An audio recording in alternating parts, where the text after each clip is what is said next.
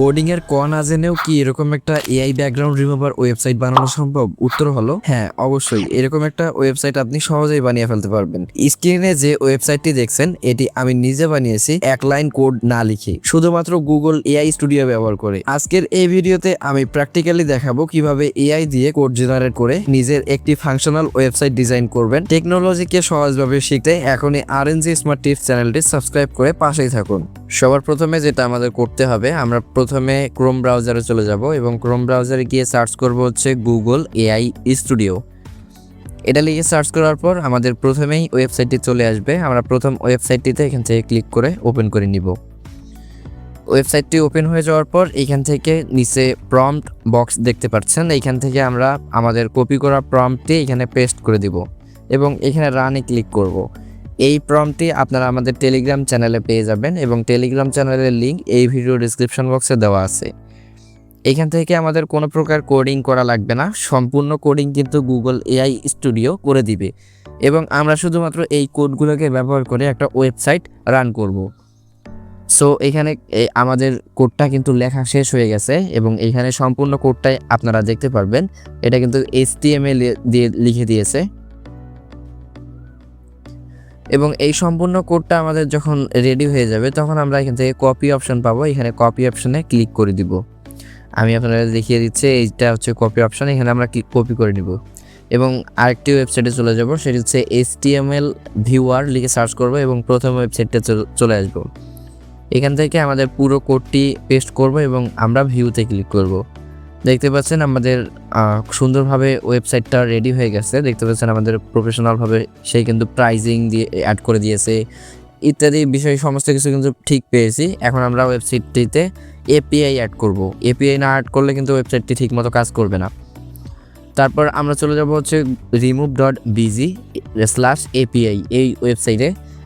দেন এখান থেকে আমরা গেট এপিআই কি এই অপশনে ক্লিক করে দিব এবং এই অপশনটিতে ক্লিক করে দেওয়ার পর আমাদের এইখান থেকে লগ ইন করতে হবে।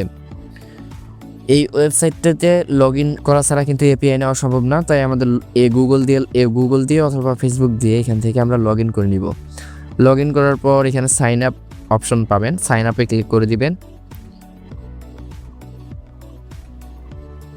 দেন এখান থেকে গেট এপিআই কিতে আবার ক্লিক করব।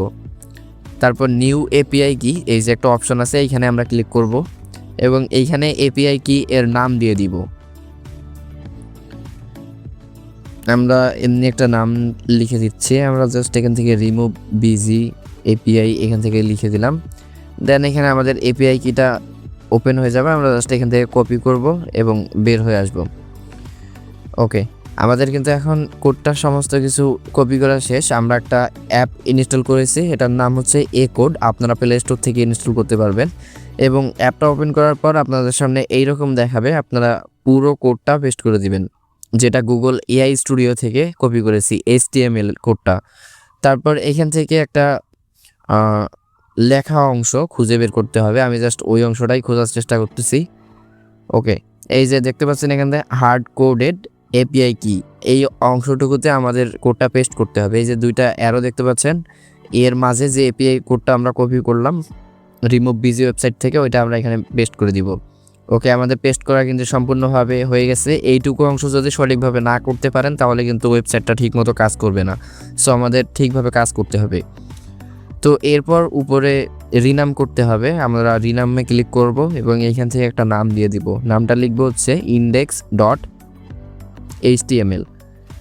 এটাতে কিন্তু কোনো প্রকার সমস্যা বড় হাতের ছোটো হাতের অক্ষর দেওয়া যাবে না, শুধুমাত্র ছোটো হাতের অক্ষর দেওয়া যাবে, বড় হাতের অক্ষর দেওয়া যাবে না এবং এইখান থেকে অবশ্যই ডট ইউজ করতে হবে এবং স্পেস ব্যবহার করা যাবে না। এবং এরপর আমরা এইখান থেকে ফাইলটি সেভ করে নিব। 3 ডটে ক্লিক করে সেভ ফাইলে ক্লিক করে তারপর যে ফোল্ডারে আপনি সেভ করতে চান সেই ফোল্ডারটি দেখিয়ে দিবেন। আমি জাস্ট এখান থেকে নতুন একটা ফোল্ডার ক্রিয়েট করে নিব, তার জন্য নিউ ফোল্ডারে ক্লিক করে নাম দিয়ে দিলাম এবং এইখানে আমরা অ্যালাউ করে দিব। ওকে, আমাদের ফাইলটি কিন্তু এখান থেকে ক্রিয়েট হয়ে গেছে। এখন আমরা ক্রোম ব্রাউজার ওপেন করব। ক্রোম ব্রাউজার ওপেন করার পর এইখান থেকে আমাদের কাজটি করতে হবে সেটা হচ্ছে গিটহাব লিখে সার্চ করতে হবে। আমরা এইটাতেই কোড রাখবো। তো আমরা এখান থেকে github.com চলে আসলাম এবং এইখান থেকে আমরা লগ ইন করতে হবে অবশ্যই। লগ ইন করার পর এখান থেকে রিপোজিটরি এইখানে একটা ক্লিক করব। এখান থেকে দেখতে পাচ্ছেন রিপোজিটরিজ, এইখানে একটা ক্লিক করে দিব। তারপর এই যে নিউ রিপোজিটরি এখানে একটা ক্লিক করে দিব, আমরা যেহেতু নতুন খুলতেছি। সো এখান থেকে আমরা নিউ রিপোজিটরি এখানে একটা ক্লিক করব।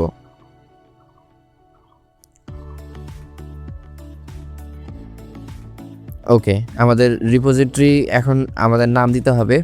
আমরা জাস্ট এখান থেকে একটা নাম দিয়ে দিব। আমরা এখান থেকে একটা নাম দিতে পারি।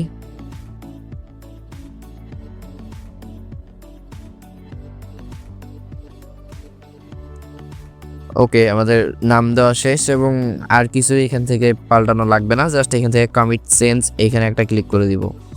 দেন এখান থেকে আমরা যেহেতু ফাইলটা আগে থেকেই বানিয়ে রাখছি, জাস্ট এই যে আপলোডিং অ্যান্ড এক্সিস্টিং ফাইল এখানে একটা ক্লিক করে দিবেন এবং চুজ ফাইলে ক্লিক করবেন এবং যে ফোল্ডারে আপনারা এই কোড থেকে ফাইলটি ইম্পোর্ট করেছেন, এক্সপোর্ট করেছেন, সেটা এখান থেকে ইম্পোর্ট করতে হবে। আমরা ফাইলটি দেখিয়ে দিব এবং ফাইলটি আপলোড হওয়ার জন্য অপেক্ষা করব।